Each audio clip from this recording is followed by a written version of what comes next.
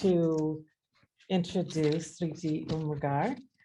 She's an award-winning journalist and best-selling author of numerous novels, including Bombay Time, The Space Between Us, If Today Be Sweet, The Weight of Heaven, and The Secrets Between Us. Umrigar is also the author of a memoir, First Darling of the Morning, Selected Memories of an Indian Childhood, and 3 children's picture books. Her books have been translated in several languages and published in over 15 countries. Her new novel, Honor, is a tender and evocative novel that tells the story of 2 couples and the sometimes dangerous and heartbreaking challenges of love across the cultural divide. It has been selected as an Indie Next List pick for January 2022. Thrity is a winner of the Cleveland Arts Prize, a Lambda Literary Award, and the Seth Rosenberg Prize. She is also the recipient of the Nieman Fellowship to Harvard. Thrity lives currently in Cleveland and is a distinguished university professor of English at Case Western Reserve University in Cleveland. Please join me as we welcome Thrity to Writers Live 2022. Tasha, thank you so much. It's a real honor and pleasure to be here.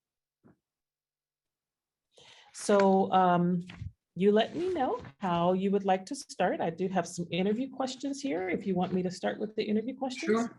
Yeah. Okay, sounds good. And then as we are going through the interview questions, if anybody has any questions that they want to throw in the chat, please do, and I will grab them to make sure that your questions are addressed. So what or who inspired you to begin writing, and what inspires you to continue writing? The novel or in general? In general, writing. In general. I would say I would start with your writing practice. Yes. Okay. I'm not sure I know what inspired me to start writing, because I started writing at a very, very young age. I was writing these anonymous poems to my parents when I was probably 5 or 6 years old. And basically anytime they refused me anything, I would write these wretched, rhyming poems and look for an opportunity to secretly slip them into their bedroom for them to find later. And that's really how it started for me. And those early anonymous poems, in a sense, fulfilled the same 2 things that my writing fulfills for me today. One is simply the creative urge to only be able to express myself, or to be able to express myself fully through language, through writing. So that was a desire that I think started very early in life. And the second reason why I write is to simply weigh in on any issues that concern me today. Trying to redress through writing any social problems or injustice that I see in the world around me. And at the risk of being reductive, that pretty much was the reason why I started writing earlier. In those days, of course, the sphere of injustice revolved around me and me alone. It was outrage at being refused a second slice of cake or whatever, And today, hopefully, it's a slightly larger sphere than that. I understand. So you lived in Bombay until coming to the US at the age of 21.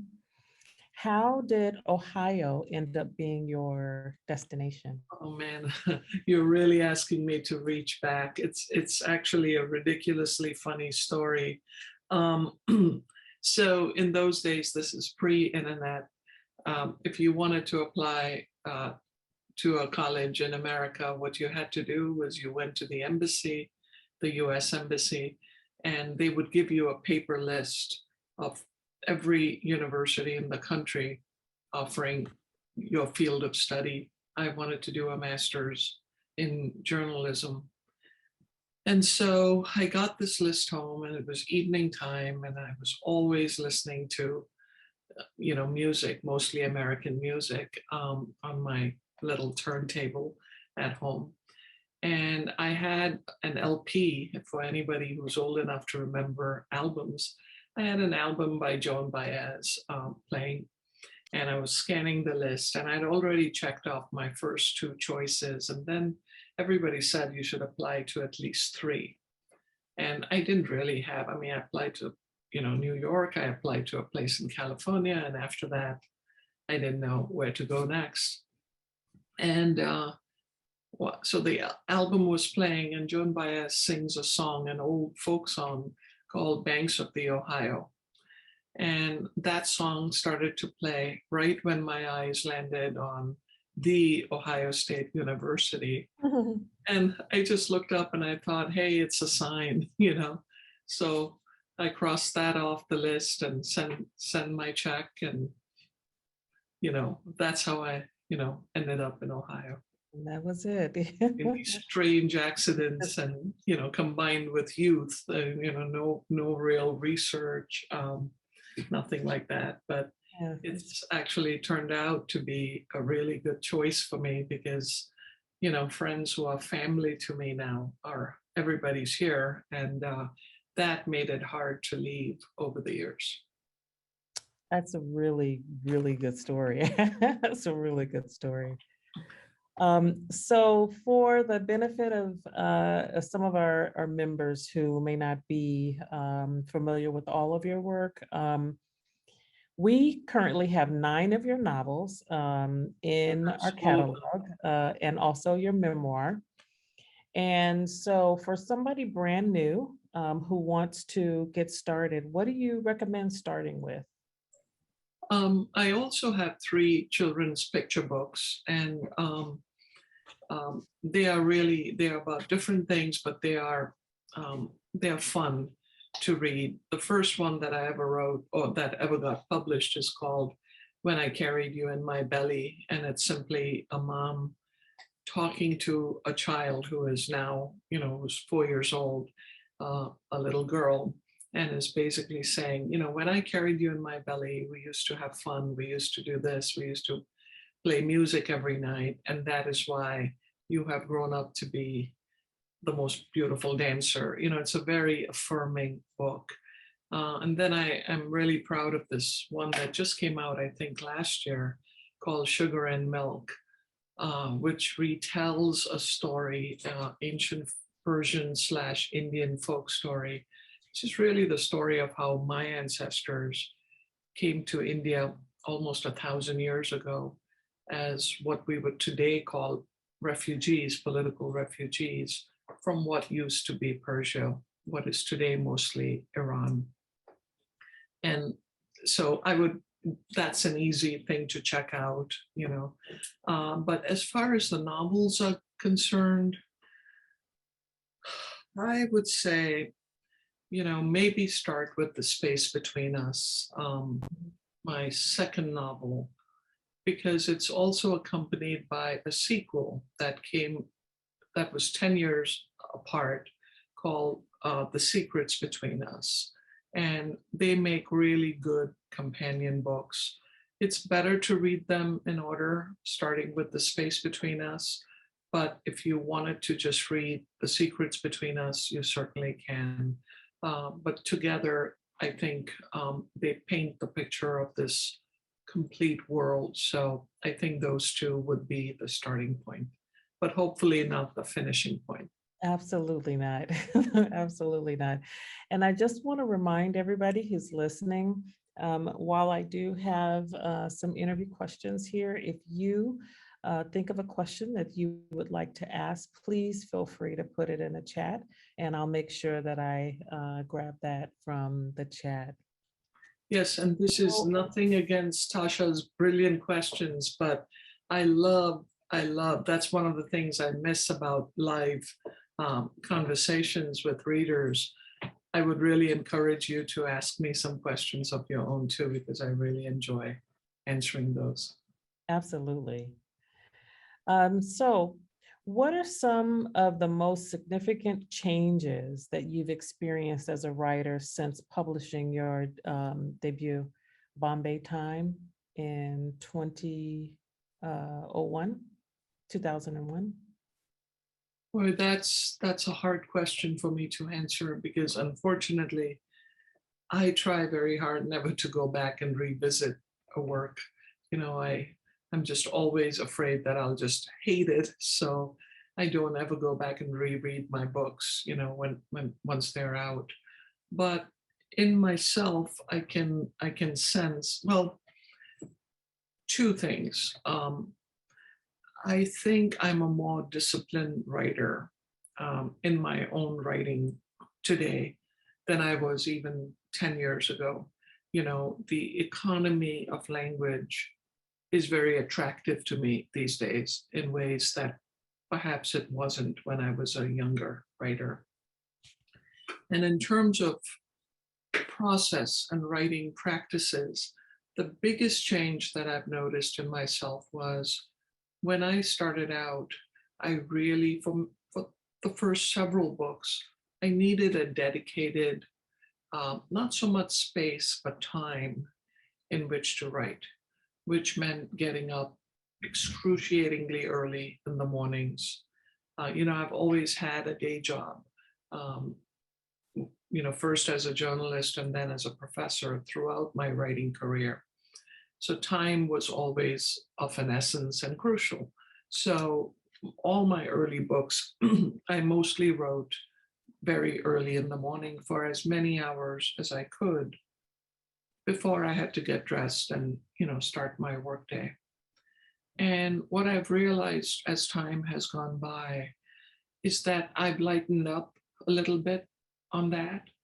And now I just write perhaps in a slightly less structured way, but I trust myself more. And I don't need to quite be the taskmaster that I once was. I know that once I embark on a story, it's because I love it. It's because I want to tell it. And it's because, frankly, I would rather tell that story than do just about anything else in my life. So I trust myself to find the time for it rather than make the time, if that makes any sense. No, it does. I love that. I had to put that in quotes, you know, I trust myself more. You know, you're Yeah. at a point now where you can give yourself the space and the freedom to do that. That's I Yeah. love You know, one of the things, like whenever pre-pandemic, when I would be on panels with other writers, you know, the thing that always struck me was everybody always talked about how hard writing was, how disciplined and structured they had to be. They almost made it sound like a punishment, you know? And I'm forever saying, but writing is a joy, yeah. it's a pleasure. And let's never, ever lose sight of that, that most of us, I mean, believe me, there are plenty of other ways, not just to make a living, but to have a very happy and fulfilled life, other than to be a writer, you know? So those of us who choose it for a reason, and the reason is joy, you know? And people lose sight of that sometimes. I love that. And speaking of Joy, I do have a question here from Joy. Joy would like to know about how long does it take you to write a book? The first draft for me typically takes about 6 months, I think. But then the edits and re-edits might take another 8 to 10 months. Um, and in that second half, I'll share it with some close friends. Maybe I'll share it with an agent, that kind of stuff. So, um, because of my journalism background, um, and also because of the way my brain is wired, I think I'm an impatient person. So every day I want to get to work and write down more and more and more. Um, I don't believe in the concept of writer's block. Mhm. Um, if I'm stuck at some point in the story, I know that I can think my way out of it. But the way I think is not before a blank screen on a computer. I do other things. I go for walks. I'll, maybe go to a movie. But while I'm watching the movie, I'm thinking about my own work. I'll do other things to distract me, but yet keep my mind and body engaged with the work. And that's how I try and do it. That's great. So Susan K has a question which is very timely because I also have a couple of questions about your latest, The Honor. Um, Susan's book club is reading The Honor now and almost done with the book and loving it. The Thank you. character development is well done. How did you come up with the storyline and who do you relate to in the book and why? Um, all right. So since you haven't finished the book, I'll do my best to talk Not around to spoil the, it, you know? no spoilers. Yeah. So the book had a very different genesis than many of my other works, and that many years before well, not many, but a couple of years before I started writing it, um, I came across a series of articles written in the New York Times by the wonderfully talented journalist Ellen Berry.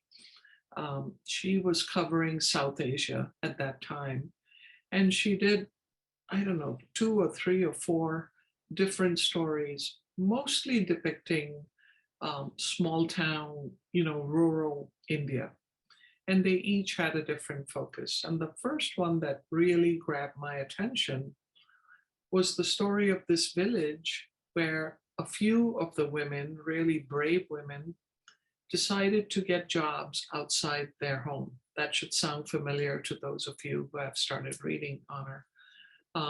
And it was like the wrath of God, from the village elders.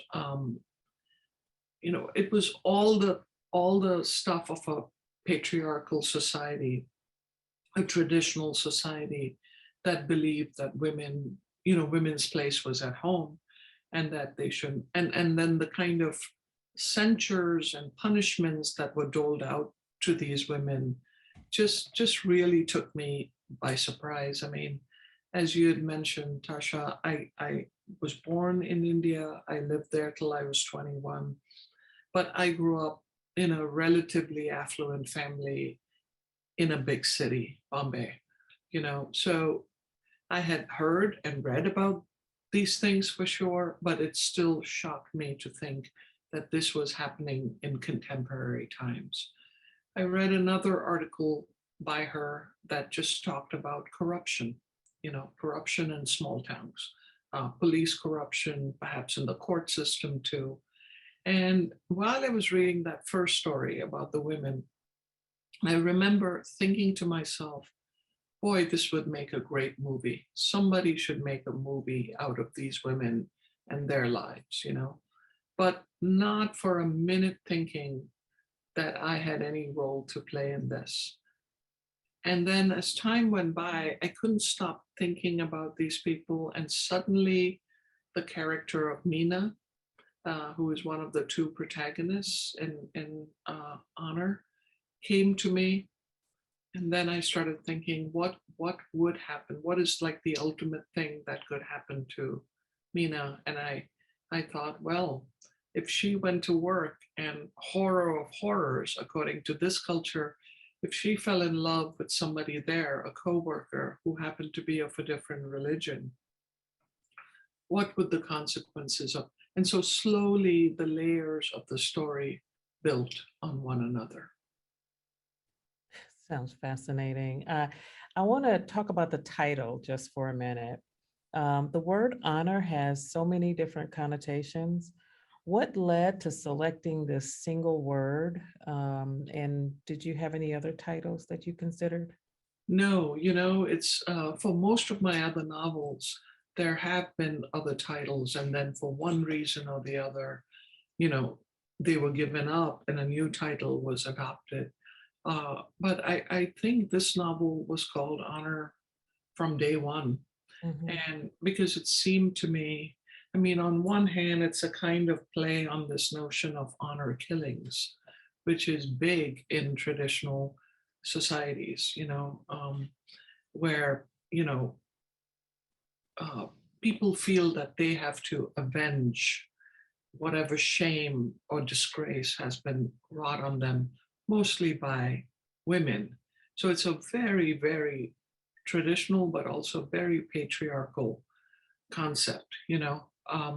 And I couldn't help but reflect on the fact that honor killings most of the time seem to steep from uh, women's sexuality, women's bodies, and it ultimately becomes a way for men to control women's sexuality and bodies. And it struck me that without without the right to love, without the right to choose who to love, it's one of the things that makes us human.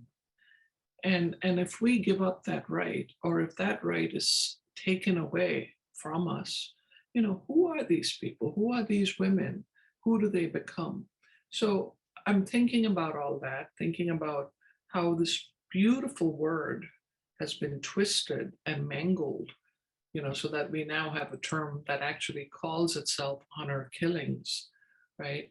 And it struck me that every story that I've ever read about honor killings is told from the viewpoint of the oppressor. And I wanted to flip that narrative and talk about the actual victim. Um, but more than that, I wanted that word back. Mhm. I wanted it back. I wanted to reclaim it and give it to the people to whom it truly belongs, which is people like Mina and Abdul, who, and I truly, as an individual, do not understand where this kind of courage and strength comes from, right? I mean, these were two people who had nothing of their own. They were not educated. They didn't know the world outside their little communities. And yet they knew that they had the right to love one another, right? And for that one thing, they pay an extremely heavy price. Um, so I was thinking of all that, and the word just seemed like the right word. Yeah, that's deep. Um, so May I interrupt you to say, absolutely. Helen here, who I see on my screen, had her hand raised a while back. Oh, So Helen, yeah, okay. yeah, there she is. Helen, you have to unmute. Go ahead and unmute. You have a question? Hang on 1 minute, Helen, at It's Helen your- Levine. yes, Helen, you have to unmute. There Helen, you yeah, I there we unmuted. go. Thank you. I missed the beginning. I had some struggle. I speak to the community engagement person, the librarian or assistant. I was unable to get on, so I missed Thrity's introduction about herself, her university training. So I assume you are an Iranian or Persian immigrant to India, if I got that correct. Now, is that true? I'll explain. So I'm not directly an immigrant. What I said was my ancestors, are not Hindu and are not Muslim. We are something known as Parsis, Yes, I'm familiar. follow a very ancient religion called Zoroastrianism. Most Very. people have never heard of it, even in India. We are a very, very small, but culturally very distinct community in India. And if you want a quick history lesson, I'll just tell you that about 1,000 years ago, when the Arab conquests of India, of Persia happened, these were sort of these were the original Persians, and many of them, of course, converted to Islam, but some didn't, and they basically came to India by boat, asking for refuge. And the book, the picture book that I was alluding to, Helen, is called Sugar and Milk. And it tells this absolutely beautiful story of how and why the Hindu king of this little place, kingdom where they landed, who had no intention of letting them in because they were foreigners and they spoke a different language, how and why and it's really a story about the power of kindness and hospitality, but it's also a story about quick thinking and wit and language, you know, how words can be used to demonstrate something. So that's the only thing you missed. And now you know. Thank you. And One more question, if I may, is I don't know if it's already been answered. Is your when you came to India, and were you coming in a situation where you had some degree of comfort and financial wherewithal, and then you could attend a university, or were you impoverished? And I ask you that because I came in that condition, not personally, but my parents did, to the United States during the 30s. And they came in a very dire, that turned out, condition. And so, and I've written memoirs myself too, self-published. So I'm interested in knowing how about your family support network that you had before you launched your career. I asked that, if I may. A clarification. I think maybe you misspoke. You said when I came to India, but you mean the US, right? Oh, well, yes, okay. Yeah, because I was born in India, you know. So, yeah. Your parents were from Iran. Oh, no, Persia. Well, no. We are Persian, I guess, by ethnicity, but we've been in India for a millennium, you know, so yeah. But to answer your question about when I came, no, I came to the US, you know, speaking fluent English. My relatives in India would probably claim that I spoke better English then than I do now, because, you know, they joke about, you know, you don't speak English in America, you speak American. And, you know, my father had his own business. So, you know, there was a certain amount of, we were definitely upper middle class in India. But, you know, I came as a graduate student, so it's not like I was rolling in dough, or, you know, it's not like I arrived driving a Mercedes Benz. It wasn't like that. But what I had more than anything, which millions of immigrants don't have, is a supportive family. Just a week or so, this is in my memoir, I think, before I left to come to the US, my father said, come on, get dressed. We're going to go to the seaside, which is what he and I used to do.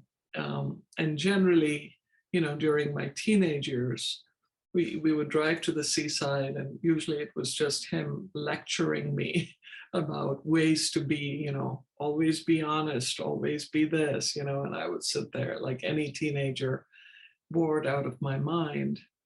But on this particular occasion, what he said to me is, listen, you're going to leave in about a week. And I want to tell you something. If anybody in the US so much as looks at you wrong, or if you feel like you've made a mistake by going there, turn around and come back home. There is no shame or no disgrace in doing that. And if anybody, you know, in India, the relatives or neighbors If anybody says anything to you, I will defend you, he said to me. I will take care of that. You won't have to deal with it. And he took a promise from me that I would do that. And, you know, at that time I was thinking, why is he going there? It's not going to be like that, you know.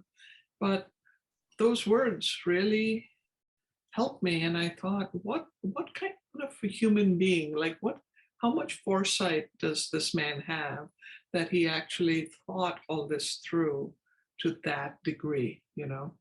And I have to say that thankfully, I did not have any negative experiences. In fact, it was like, you know, America was like this oyster that just opened itself up to me. What I always say as a caveat to that is that one should never judge based on my individual experience. I mean, I experienced everything that is almost stereotypically iconic and great about America. You know, hospitality, welcome, you know, generosity of spirit, all of that. But as I've said earlier, I also came with a lot of built-in advantages, right? So you always judge a society by how it treats the least amongst us and not those who already come with some measure of privilege. And I hope that's a satisfactory answer. Yes, thank you very much for that. I want to go back to Honor just for a minute. And, you know, you talked about how the protagonist came to you and how you just, it was almost as if Mina just kind of introduced herself to you, you know, in terms of her life and her story. Can you talk a little bit about the research process that goes into each of your novels? And while you were researching Honor, did you have to do anything different or did you sort of follow your same process? No, that's a very good question. Honor was a different novel for me. Most of my other novels that are set in India are mostly set in urban settings. You know, most of them are set in Bombay, a city that I know, even though I haven't lived there in a very long time.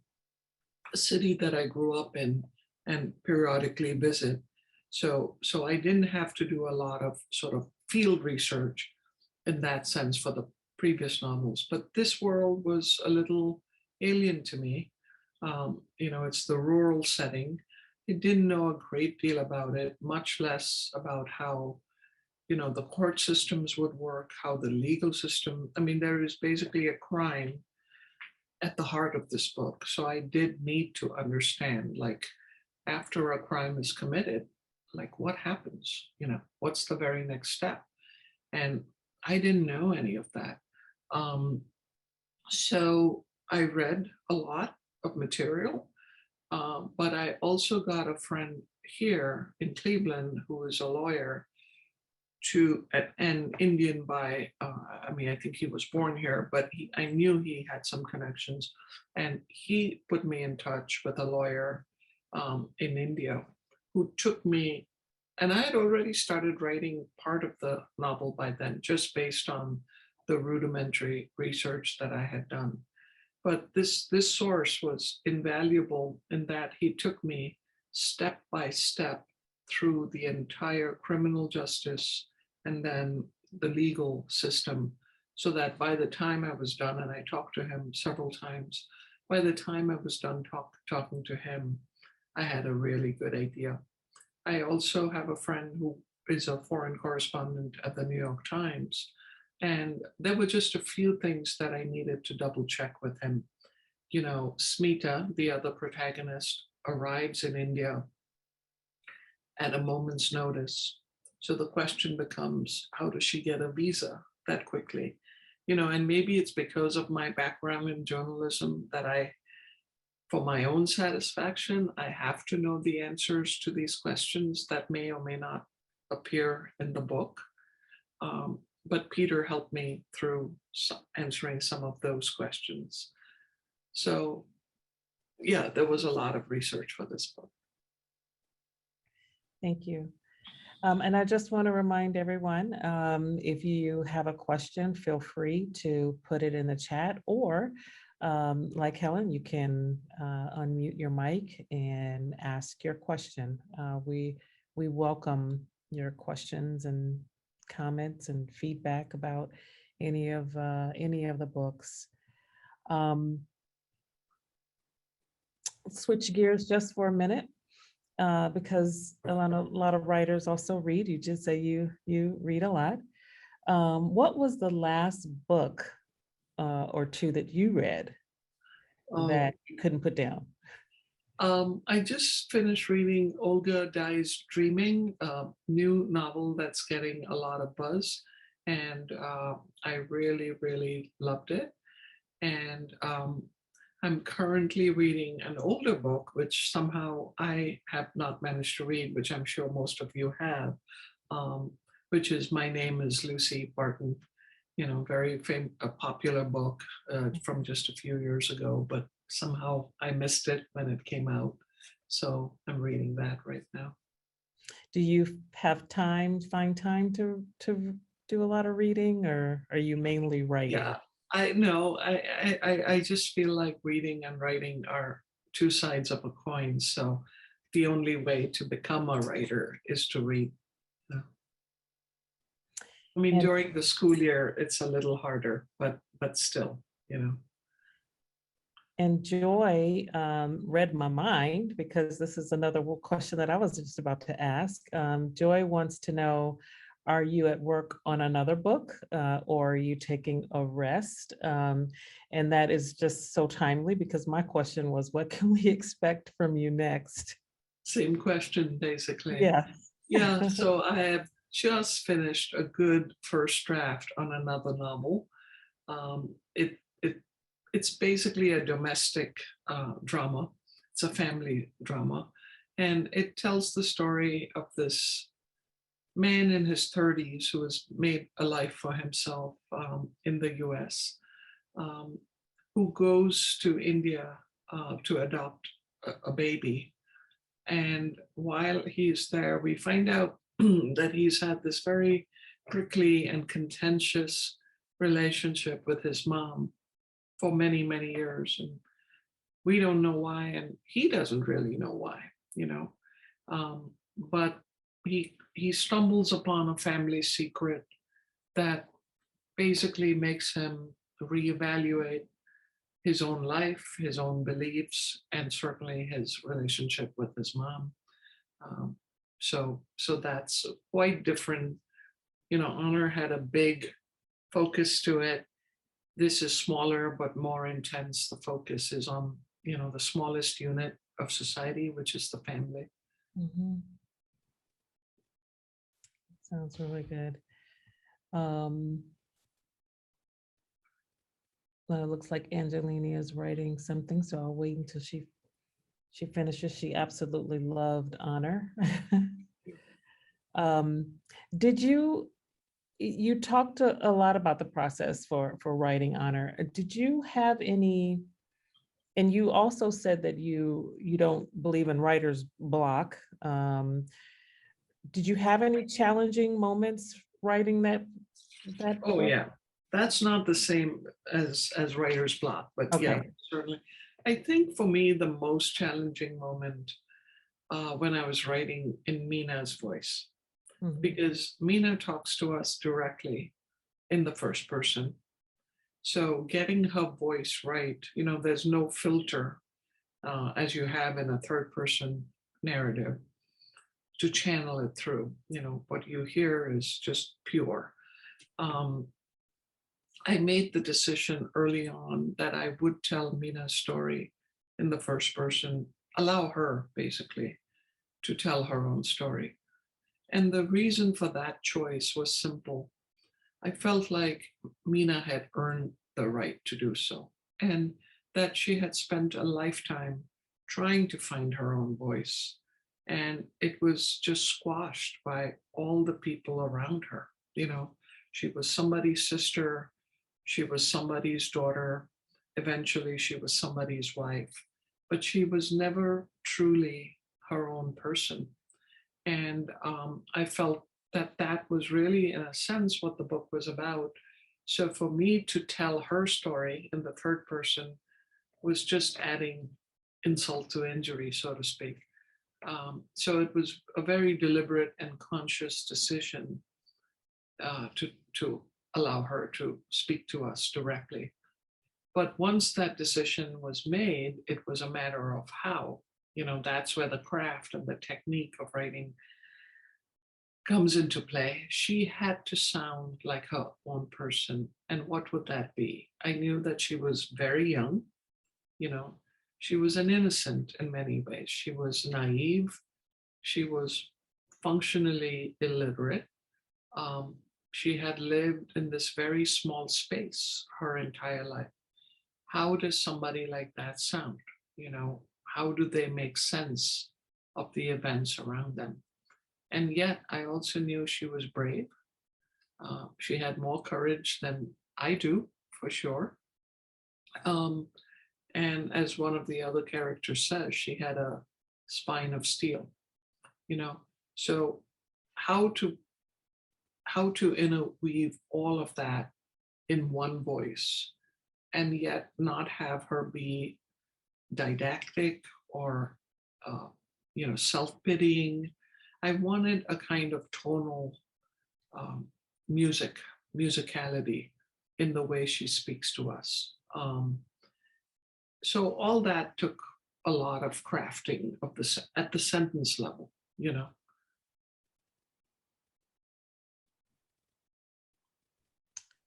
So thank you. I have a couple of questions here in the chat, a couple of things that came through. One is from Angelini. Have you received any negative or threatening responses to honor?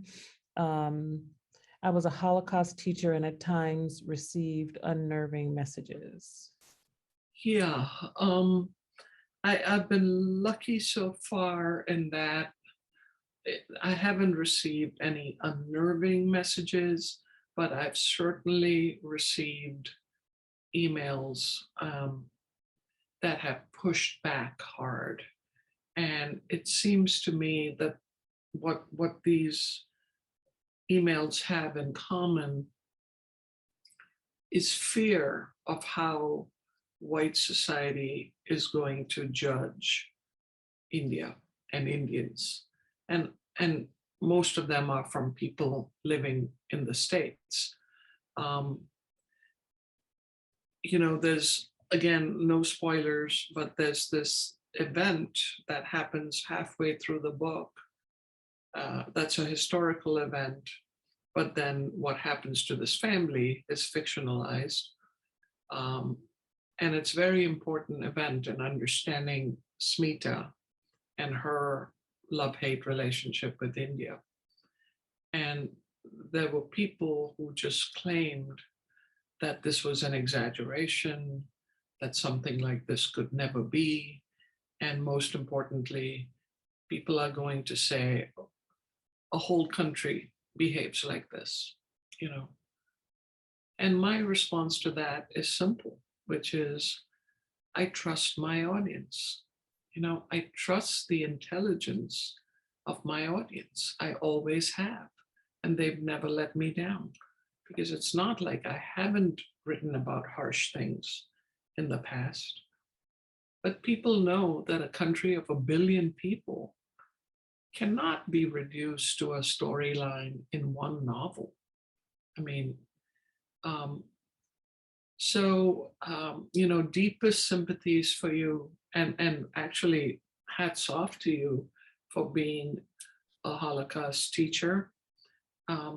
Certainly in this country too, we are living through a time when everybody's a little frightened, everybody's a little on guard. But if we don't teach history, I mean, as much as I love literature, because I feel like it's what humanizes us, I feel like history and literature are almost the same thing. History is simply a story of the past. And if we don't know the truth, and if we don't know the story of our past, there is no hope, not just for our future, but there's no hope for our present, you know? So thank you for doing what you do for a living. Absolutely. Yes. Thank you very much, Angelina. That was a wonderful question to bring up. And I do want to also read Susan K. When you were talking about Mina and having her speak in first person with her voice woven throughout. She thought it was brilliant and thought that it brought us closer to her. So having that perspective was. That's really nice to hear because I want you to be close to Mina. So thank you for that. Mhm. And again, if anybody has any questions, go ahead and put them in the chat or feel free to unmute your mic. I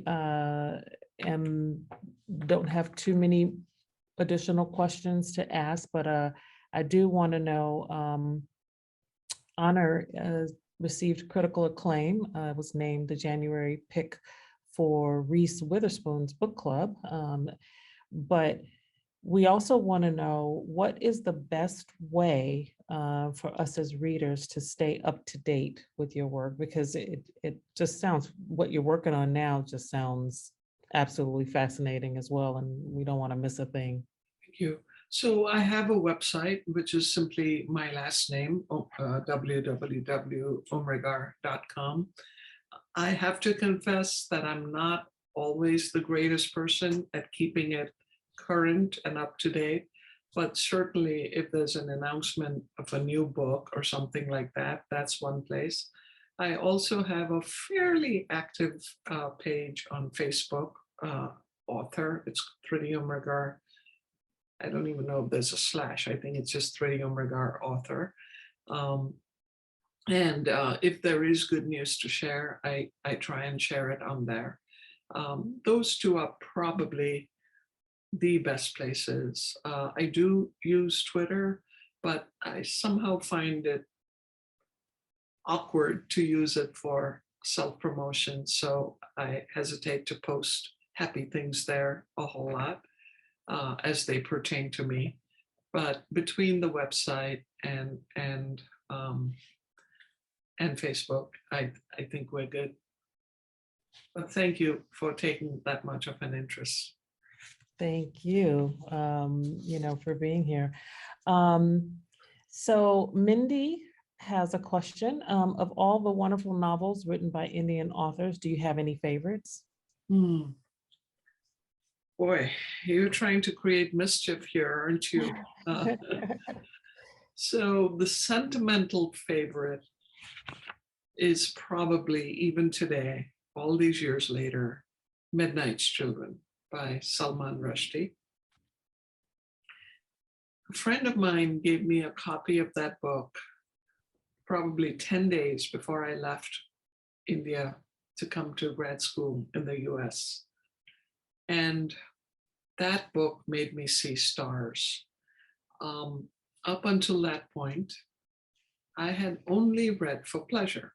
I had only read books, and actually at school too, by American and British authors. You know, my entire schooling, post-colonial nation, was steeped in reading British and American writers. I had never, up to that point, read a book where I could recognize the names of the streets, much less the names of the characters. I don't know if that conveys to you the absurdity, in some ways, of my life, of my education. But that was the truth. And I've said this before, that I'm just lucky that the first ever book that I read for pleasure by an Indian author also happened to be a masterpiece. You know, it wasn't some mediocre book. And at no point reading that book did I think, oh, I can do this someday. because frankly, I still wouldn't be able to say that today, but it made me in that moment not want to leave India. Tickets had been bought, admission had been gained, everything was ready, but it just floored me that in this city, this messy, dirty, polluted, crowded city that I grew up in, it turned out that it was a story that could yield.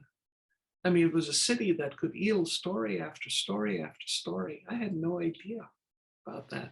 So that's always a book that's close to my heart.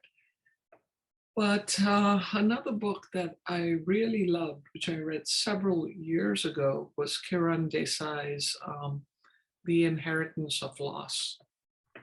I thought that was a wonderful book too. So there's so many, though. There's just such good writing that's happening from writers of Indian origin these days. Well, we certainly thank you for those recommendations as well. And thank you, Mindy, for your question. That was wonderful. Go ahead. Helen had her hand raised. Helen, you gotta unmute.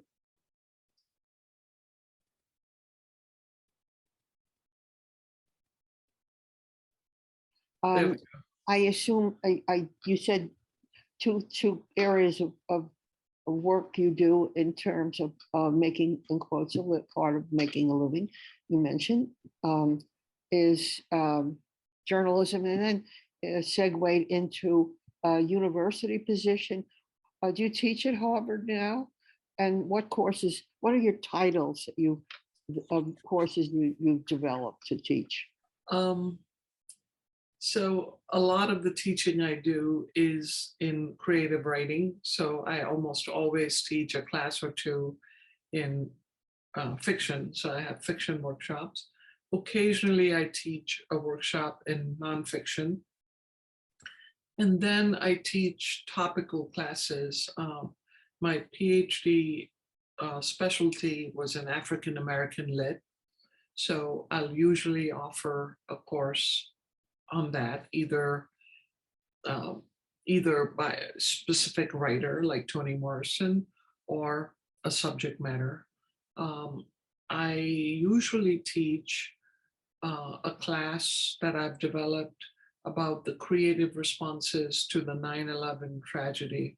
And that's like a multimedia class, or at least a multi-genre class, movies, novels, graphic novels, poetry, all of that. That's just a sampling. Thank you. You're welcome. Thank you. And I'm just going to ask again, do we have any other questions that we want to ask? Anything that sparked your interest? Anything came from what we've talked about so far? I have a question, if it's not too personal, knowing that honor is about, marrying out of your religion or whatever.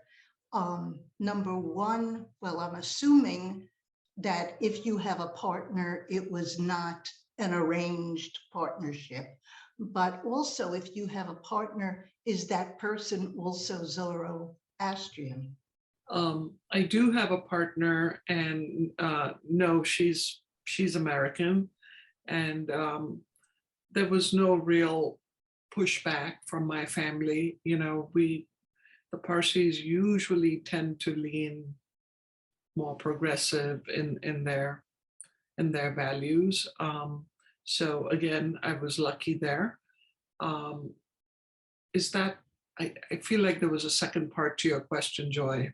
Which? No, it was just, if there was a different religion involved.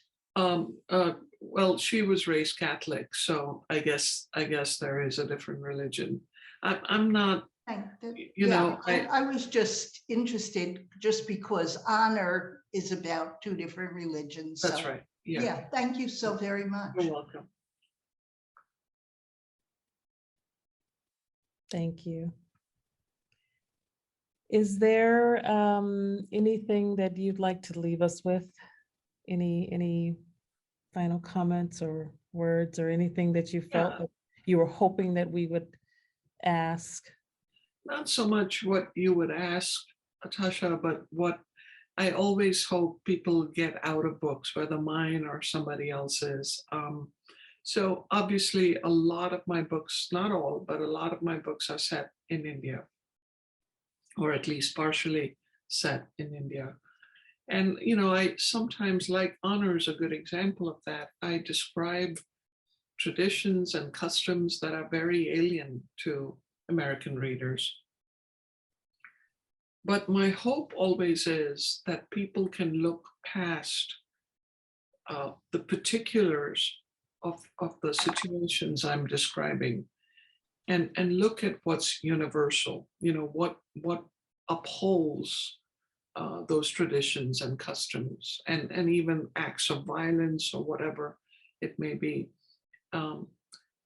My greatest hope as a writer is that readers make connections that tie the novel and the conditions and the characters that they're reading about to their own lives, that they can extrapolate. So, you know, I'm describing a certain kind of prejudice and a certain kind of bigotry in Honor, you know, the taboo against women working outside the home, marrying outside their faith. But can we not find parallels? And there's always a difference in degree, I'll grant you that. But can we not find parallels in our own conditions here in the US, you know? So we may not have taboos anymore about women working outside the home, but we all seem to accept the fact that women will earn less on the dollar than men will. Isn't that a kind of structural problem also? You know, we may not have problems with somebody marrying out of the faith, but we kind of sort of do anyway, you know. I mean, we may not believe in honor killings in this country, but we have ways of marginalizing people. We have ways of otherizing people. So, you know, the fear that the people who have pushed back against my novels has always been that all of you will judge all of India based on one novel. I have faith in you that you will never do that. That's it. I couldn't agree with you more. I couldn't agree with you more. Is absolutely, absolutely. Angelini wants to thank you for providing a hopeful ending to Honor. And Susan says that it's an honor to meet you and learn about your work. I look forward to reading more of your work after I finish Honor. Thank you for making the time tonight to speak with us. I love what your father told you when you left India to come to the US. He sounds amazing. He was beyond amazing. Yeah. And I personally would love to just want to thank you from the bottom of my heart and from on behalf of the library system and Writers Live. Thank you so much for sharing yourself. Thank you. Thank you for sharing so much of yourself and your writing process. It's been wonderful. Thank you so much, everybody. Good night and have a beautiful evening. And I thank you, each and every one of you, for being here. Thank you, and Tasha, big thanks to you. Take care. Bye-bye.